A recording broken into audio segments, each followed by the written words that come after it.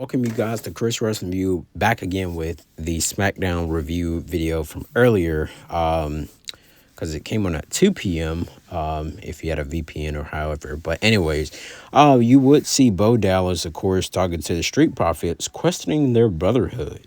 And then you also seen Bo Dallas come up out of the Uncle Howdy mask, came up to Carmelo. Well, he stared at the Miz, then he was staring deeply down to Carmelo Hayes because they end up having like a number one contenders match. Number one contenders actually fight the Wyatt Six for the SmackDown Tag Team Championships at Clash of Paris this Sunday. So with that being said, you guys, Street Profits was victorious because the Wyatt Six actually came out there, and of course, Nikki Cross actually tried to attack Michael Cole on commentary.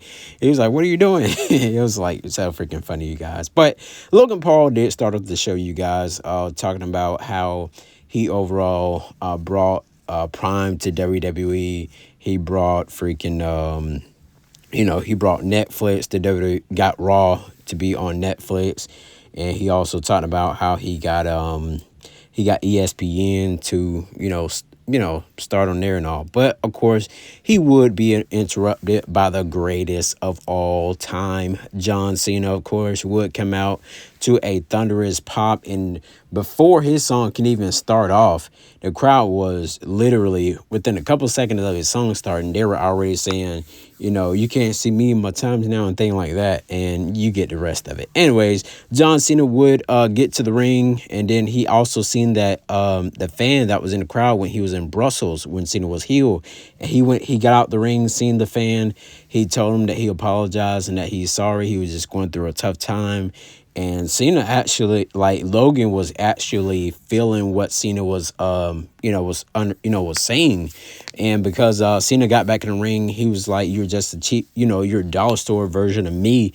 And he said, because when I used to have brass knuckles, mine used to have the stamp on it that said "Word Life." So Cena was out there giving him like overall giving him like a thunderous, like a thunderous thugonomics kind of like speech thing, you guys. It was actually pretty cool, and I like this version of Cena more than we did when Vince was over him. And this Cena seems pretty incredible, and I love his mic skills, you guys. Now, of course, they're going to be facing off in Clash of Paris on this Sunday at 2 p.m. Eastern Time, 11 o'clock Pacific Time. Now, as far as WrestleTix, looks like they have sold 30. Well, they need to sell 30,606 tickets. Of course, right now they're at 29,763. So that is a lot of people for a PLE. The max we get here in the US, you guys, is what, like 13, 15, something like that.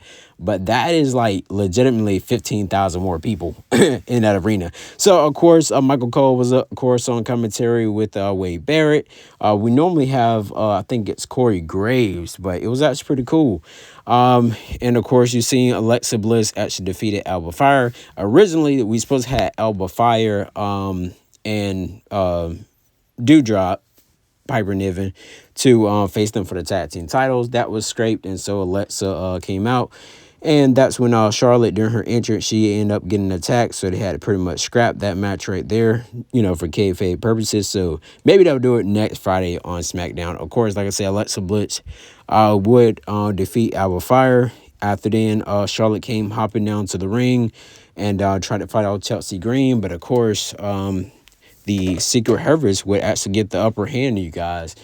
I kind of like the thing what Chelsea Green is actually doing more on NXT with Ethan Page, because I heard Ethan Page is going to get called up to SmackDown, and him and Chelsea Green are going to have like this, the Canadian faction type thing, which I think that'd be more entertaining, kind of how it is. If you haven't seen it, go on NXT, type in Chelsea Green, and go here on YouTube.com, type in Chelsea Green and Ethan Page space NXT, and you'll see what I'm talking about. It's pretty cool. If you would blink within a couple seconds, Meechin actually defeated Kiana James, where Kiana James hasn't been in the ring for like a year plus now. And so with that being said, you guys, of course, she's the number one contender for Julia's United States Championship. Of course, Kiana James. A lot of people really don't know Kiana James, because she was on NXT for a little while, but she really didn't do as much. And then she got on Raw, and then she got injured, and then she was gone for like a freaking year plus. But yeah, they would lay out, they would lay her out. Well, Julia would lay her out by stumping her face into the steel steps. And pretty much that's where we ended up seeing you guys where Drew McIntyre came out. He was talking to Randy Orton. Randy Orton ended up trying to punt kick him. But it was something very interesting, you guys. It was very interesting, you guys, of where Drew McIntyre was talking to Randy Orton. And this could play a factor, which where we'll get Randy Orton to turn on Cody Rhodes, to where Drew McIntyre was saying that when you were hurt, Cody didn't come check on you. Like when you had that back surgery, he didn't come check on you. He didn't call you. He didn't do anything. He was more focused on himself, which, that's pissed off Randy Orton, I want to say. And Randy Orton, of course, he started RKO, and everybody as his shirt says RKO everybody. And then that's where we we get Randy Orton, RKO, even Hurricane, Gregory Helms, Hurricane, whatever y'all want to call him. He ended up getting RKO too, because Randy Orton was like, nah, you stay there. And then bam, he ended up RKOing him. And I was like, God dang. I was like, Hurricane, you're done for, man. Sorry. But you're a producer now, so you, of course, going to get an RKO. So everybody gets RKO. Try to come in there and stop Randy Orton. You will feel the Randall Keith Orton RKO. But anyways, you guys, so it's very interesting, like I said, with this Randy and this Randy and Cody thing leading up to possibly WrestleMania in Las Vegas next year. I don't know who's going to win the Royal Rumble. A lot of people are saying Sami Zayn, but of course we got something to talk about with Sami Zayn if you have not already seen. But of course Cody Rhodes wasn't on SmackDown. They welcomed him. They welcomed in their new daughter. Brandy Rhodes posted on her Twitter page and also on her Instagram. Welcome home, Lalani, Leah. Rulings. Anyways, congratulations to Cody Rhodes, you guys, on his second child. Of course, Damian Priest and Aleister Black would have like their, little vignette things or whatever, but I still don't understand why their match is not on the PLE yet, and they should have had like a false count anywhere. But for the main event, you guys, of course, the MLT was out there with Solo Sikoa, because Solo Sikoa was going 1-on-1 with Sami Zayn for the United States Championship. Jacob Fatu, Jimmy Uso did come out there to fight them off and, pretty much get them out of there.